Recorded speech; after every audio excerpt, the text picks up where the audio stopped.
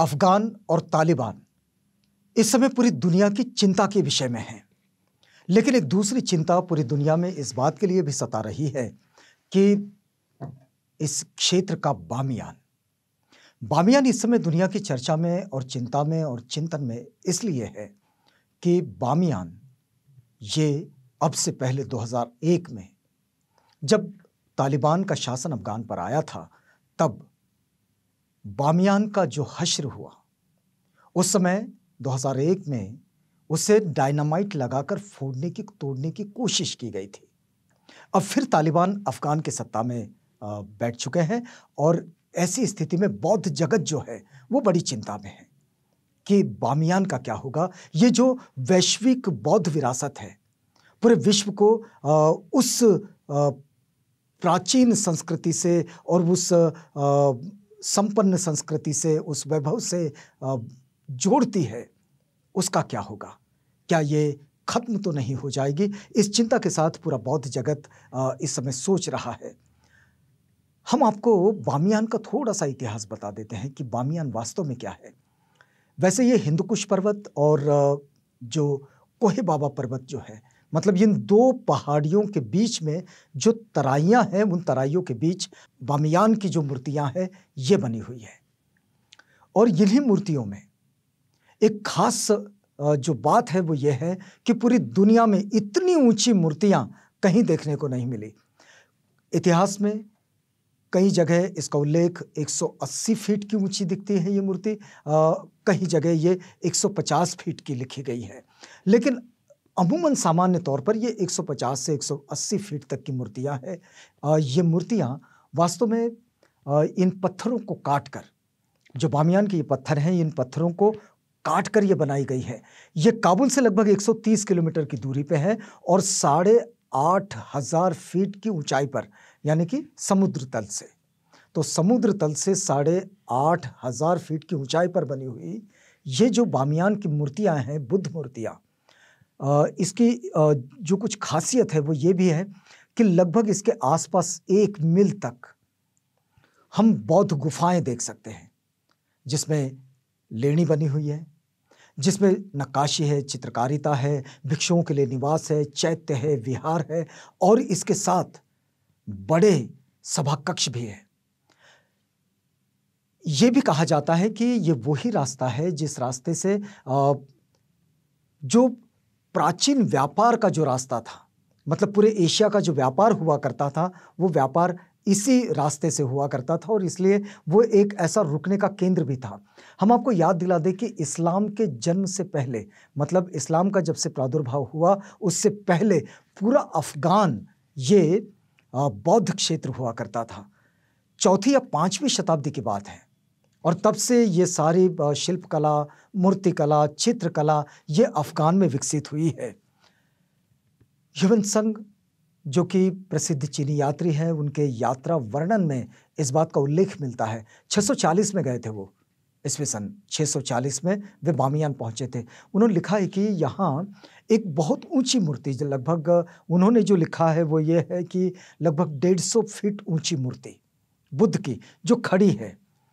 और फिर एक दूसरी उन्होंने उतनी ही लंबी या फिर उससे भी ज़्यादा लंबी एक दूसरी मूर्ति की बात उन्होंने की है और वो मूर्ति आड़ी, यानी कि महापरिनिर्वाण मुद्रा में, जो तथागत की महापरिनिर्वाण मुद्रा है, जिस मुद्रा में उनका महापरिनिर्वाण हुआ था, उस मुद्रा में ये मूर्ति बनाई गई है। और ऐसी 2 मूर्तियों का उल्लेख ह्वेनसांग करते हैं। वैसे ये जो बामियान शहर का जो पूरब है, इसमें 2 मील की दूरी पर इस मूर्ति के होने की बात कही गई, जो महापरिनिर्वाण मुद्रा में है।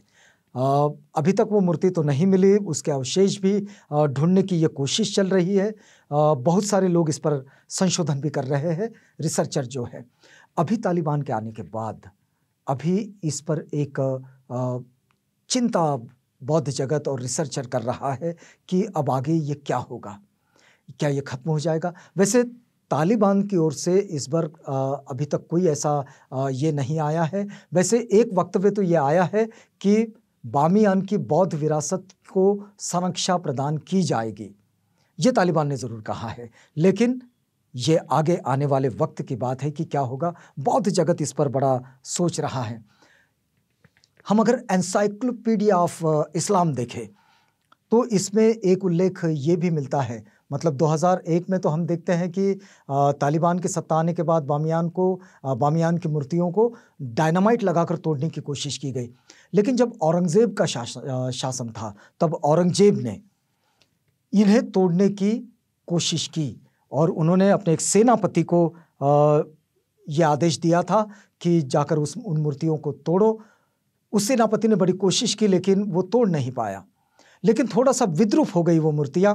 लेकिन अब भी 20वीं सदी तक आप देखें कि बामियान ये बुद्ध ए बामियान के रूप में ही पहचाना जाता है। बुद्ध मतलब मूर्त, बुद्ध की मूर्ति, बुद्ध जो है, बुद्ध ए बामियान, इसी नाम से वो पूरी दुनिया में अभी पहचाना जाता है। और इस पहचान में आप देखिए 1885 में कैप्टन तालबोट ये बामियान गए थे और उन्होंने बामियान पर एक विशिष्ट अपना लेख लिखा है। उनका एक रिपोर्ट भी है। वो लिखते हैं कि यहाँ 5 मूर्तियाँ उन्होंने देखी, मतलब वो 5 मूर्तियों का अलग अलग उल्लेख करते हैं। वो 2 बड़ी मूर्तियाँ जिनके विषय में सब कोई लिखते हैं। फिर वे 50-60 फीट की एक दूसरी मूर्ति का उल्लेख करते हैं जो अब नहीं दिखती है। एक चौथी मूर्ति की बात करते हैं, वो जो ध्यान मुद्रा में बैठी है। वो कहते हैं कि ये ध्यान मुद्रा में बैठी है और ये 25-30 फीट ऊंची है। एक 5वीं मूर्ति का भी वो उल्लेख करते हैं जो बुद्ध मूर्ति है, लेकिन उनका ये कहना, अपनी रिपोर्ट में वो लिखते हैं कि वो उस मूर्ति को देखने नहीं जा पाए। लेकिन इससे पहले सी मैसान इन्होंने भी 2 मूर्तियों का अलग से उल्लेख किया है बामियान के क्षेत्र में। अब ये सारी स्थितियां जब हम देखते हैं तो पूरा का पूरा क्षेत्र बौद्ध क्षेत्र है। ये वैश्विक बौद्ध विरासत है और इस विरासत की संरक्षा तो होनी चाहिए। इस दृष्टि से पूरा बौद्ध जगत चिंतित है तालिबान अफगान के इस पूरे संघर्ष के बीच में। लेकिन देखिए, तालिबानियों ने जब मूर्तियां नष्ट की थी तब अफगानिस्तान में दूसरी जगह कुछ और मूर्तियां मिली थी जो महापरिनिर्वाण मुद्रा में थी। लेकिन वो छोटी मूर्तियां थी, वो वैसी नहीं थी जो ह्यूएन त्सांग ने जिसका वर्णन किया है। लेकिन जिन मूर्तियों का उल्लेख हुआ है वैसी मूर्तियां अभी कहीं मिली नहीं है।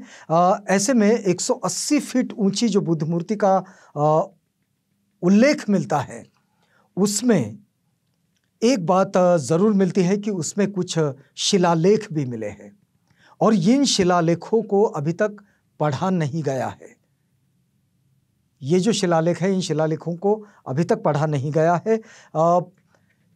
कहा जाता है कि ये जो शिलालेख है ये उस वक्त की मध्य एशिया की और अफगानिस्तान की और उसके आसपास की जो भाषा थी, उस भाषा में इस शिलालेख को लिखा गया है। ये जो मूर्तियां इतना प्रयास करने के बाद, मतलब जब औरंगजेब ने इसको तोड़ने की कोशिश की, तालिबानियों ने इसको डायनामाइट लगाकर तोड़ने की कोशिश की, लेकिन पूरी तरह से ये नष्ट नहीं हुई। आपको बताएं कि the art and architecture of India, ये जो एक दस्तावेज है, इसमें बेंजामिन रोलैंड लिखते हैं कि ये जो बामियान की मूर्तियां हैं ये कैसे बनी हैं। तो आप समझिएगा कि सबसे पहले पत्थर की जो पहाड़ जो है, पहाड़ों के पत्थर, इन पत्थरों पर मूर्ति उकेरी गई और मूर्ति को उकेरने के बाद एक ये जो चिकनी मिट्टी जो होती है एकदम फिसलन वाली, वो चिकनी मिट्टी और उसमें थोड़ी सी घास, बारीक वाली पतली वाली घास, इसको मिक्स करके इसका गिलावा तैयार किया गया और फिर ये जो गिलावा है, ये गिलावा उन मूर्तियों पर लगाया गया, इसका लेप। फिर उसके बाद वो जो तथागत के चीवर होते हैं, तो वो तथागत का चीवर बनाने के लिए ये जो रस्सा होता है, बड़ा रस्सा, इस बड़े रस्से का एक घड़ी बनाकर, मतलब उसका एक फोल्ड तैयार करके, वो फोल्ड तैयार करने के बाद उसको ऊपर से नीचे तक छोड़ा गया और फिर उस पर चूने के लेप के साथ, मतलब चूने का लेप, मिट्टी और घास का लेप, ऐसा सब इकट्ठा करके फिर वो एक नया द्रवण उस पर नया रसायन, नया द्रवण, नया मिश्रण उस पर लगाया गया और उस पर फिर लकड़ी से वर्क किया गया, जो वुडन वर्क कहते हैं, वो, और उसके बाद उसे सोने के वर्क से रंगाया गया। ह्यूमन संग इसका वर्णन करते हैं। वैसे आज भी हम लोग अगर देखें कि जहाँ ये लोग नहीं पहुँच पाए हैं, जो तबाही करने वाले, नष्ट करने वाले लोग जो वहाँ तक नहीं पहुँच पाए, तो उन ऊंचाइयों की ओर अगर देखें हम लोग, तो आज भी सुनहरा रंग उन पहाड़ियों में चमकता हुआ दिखता है उन मूर्तियों से। तो ये रंग आज भी वहाँ पर है जो सोने के वर्क से इसको रंगाया गया। जिस जगह लुटेरे नहीं पहुँच पाए वहाँ तो ये आज भी सुरक्षित है। लेकिन ये पूरी चित्रकला मुख्य रूप से भारतीय, ईरानी और मध्य एशिया की जो चित्रकला है, इसका एक मिश्रण है। इन तीनों जगह में जो चित्रकला रही है इसका, और ये रिसर्चरों का ये भी मानना है कि चित्रों के जो मंडल है ये तिब्बती और जापानी शैली के आधार पर बनाए गए हैं। रोलैंड ये भी लिखते हैं कि इन मूर्तियों पर जो नक्काशी की गई है ये 3री और 4थी शताब्दी में की गई है। वैसे F.R. अल्चिन जो है, इनका मानना है कि ये काम 6ठी शताब्दी तक पूरा हुआ, और वो कहते हैं कि इसका अधिकतर काम ये 6ठी शताब्दी का है। इन पूरे क्षेत्र का रिसर्च करने की ये जो वैश्विक धरोहर है, वैश्विक बौद्ध धरोहर है, विश्व की संस्कृति और सभ्यता की धरोहर है, ये विरासत है दरअसल। तो इसका अध्ययन करने का 1922 में जो फ्रेंच के संशोधक थे, पुरातत्वविद थे, उन्हें अनुमति मिली थी। और जब 2001 में इन सुंदर मूर्तियों को डायनामाइट लगाकर तोड़ने का जो प्रयास हुआ, तो ये जो जर्मन रिसर्चर जो हैं, इन्होंने इस वैश्विक जो ये विरासत है और ये धरोहर है, यहाँ जब वो पहुँचे तो इन्होंने देखा कि यहाँ कुछ शिलालेख उनको और मिले, जो इन मूर्तियों के जो पत्थरों के टुकड़े जो हुए थे, उन टुकड़ों के बीच में वो भी कुछ मिला। उसे भी इन्होंने अपने साथ रखा, उसे भी पढ़ने की कोशिश हुई। लेकिन आज की चिंता कुछ और है बौद्ध जगत की और पूरी दुनिया के पुरातत्वविदों की, कि क्या इस सभ्यता को हम सुरक्षित रख पाएंगे या नहीं। अब ये सवाल, लेकिन हम आपको बताते हैं कि विश्व प्रसिद्ध इतिहासकार है अर्नोल्ड टाइनबी। ये अर्नोल्ड टाइनबी अपने लिखते हैं, जब ये चांद का मध्य प्रकाश, नीला प्रकाश होता है और बामियान की पहाड़ियों में बैठते हैं, और वहाँ पर बैठकर वो लिखते हैं, देखिए ये बुद्ध धम्म पर लिखा हुआ एक ऐसा वक्तव्य है जो पूरी दुनिया के लिए बड़ा यादगार साबित हुआ है। तो अर्नोल्ड टाइनबी लिखते हैं कि ये बौद्धों की शांति, फिर एक बार बताते हैं आपको कि बौद्धों की शांति ये पश्चिमी लोगों के संघर्षमय जीवन को धीरे धीरे शांति प्रदान करेगी। और ये जो तथागत बुद्ध की शिक्षाओं के साथ और उस क्षेत्र में बैठकर वहाँ की अनुभूति के साथ ये जो बात आई है, यही बात जिसके लिए पूरी दुनिया इस समय चिंताग्रस्त है कि बामियान के बुद्ध का क्या होगा, उस वैश्विक बौद्ध विरासत का क्या होगा, उस वैश्विक सभ्यता का क्या होगा।